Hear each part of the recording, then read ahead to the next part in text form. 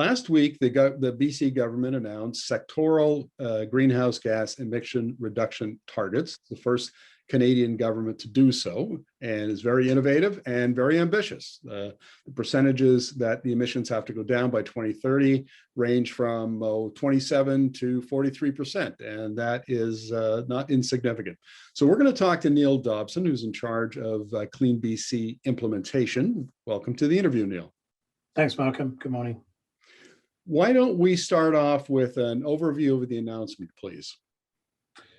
Sure. So the BC government introduced some amendments to our Climate Change Accountability Act at the back end of 2019. And as part of those amendments, we committed to implementing sectoral targets by March of 2021. So here we are in March of 2021, and that's the announcement you're referring to last week. So just before Christmas, we announced an interim target for 2025 as well, which was another part of those amendments to that act.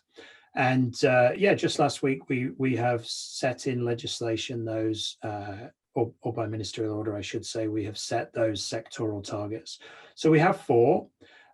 Those sectors follow along from the standard way the international community that BC follows reports on provincial level or country level emissions. So the four sectors we have targets for are transportation sector, the industry sector, that excludes oil and gas because oil and gas has its own target. And then the final sector is buildings and communities.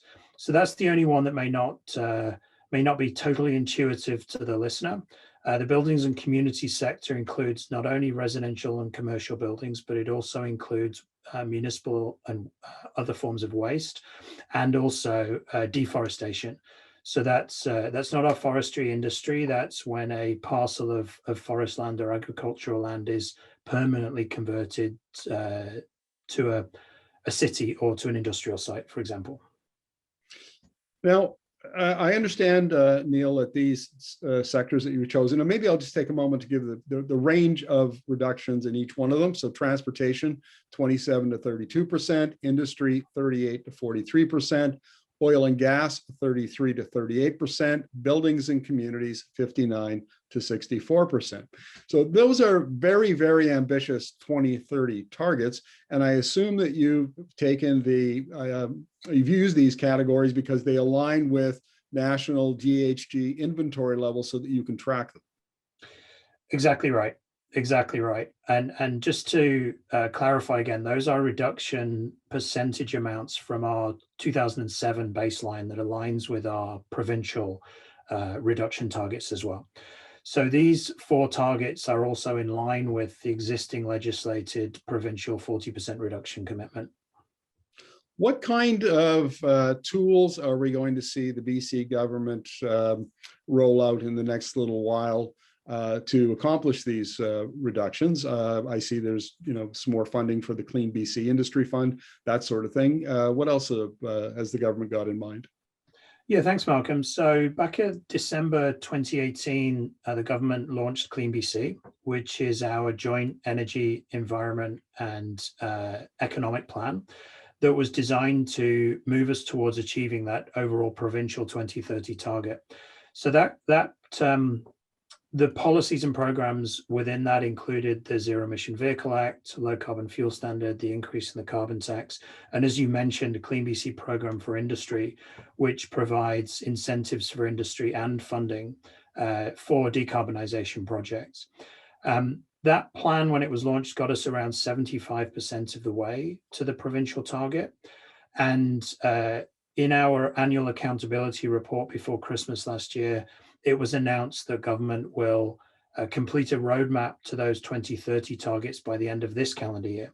So that is the timeline on which we can see further policies be added to our CleanBC plan, and also a little bit more granular detail on how we would intend these four sectors to decarbonize towards their individual sector targets as well. Final question, Neil. I assume that the government will track these on an annual basis. So what happens if a particular sector or sectors proves to be, more difficult to decarbonize than you had thought? What does the government do then? Well, that's one of the reasons we have ranges. is to allow a little bit of flexibility because as the last 12 months have proved, it's very difficult to foretell the future. And we're trying to foretell the future 10 years out here. So that is not an excuse as to why we may or may not achieve those. That is a reason why we have the ranges, first of all, to provide some flexibility across the sectors. Because to your exact point, many of the technologies and specific solutions for each of these are not 100% clear yet. The other thing, the piece of legislation I mentioned earlier, the Climate Change Accountability Act does, is it enforces a review of these targets in 2025. So we will be now working with these sectors and doing further internal analysis on how we think those decarbonisation journeys are going to go. And if we're a little bit off base, if these ranges aren't quite right, then we can reset those in 2025 when we do that review. And we can also narrow them and potentially add more sectors if that was deemed a good thing to do at that point in time as well, if we wanted to break these out a little bit further. I already mentioned how the buildings and communities is 3 sort of fairly different sectors there.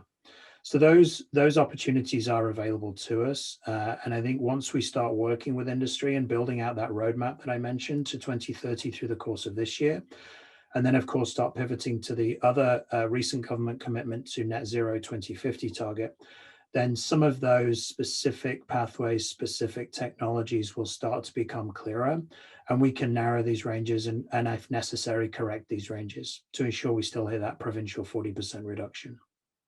Neil, thank you very much for this. Really appreciate it. You're welcome. Good to talk to you.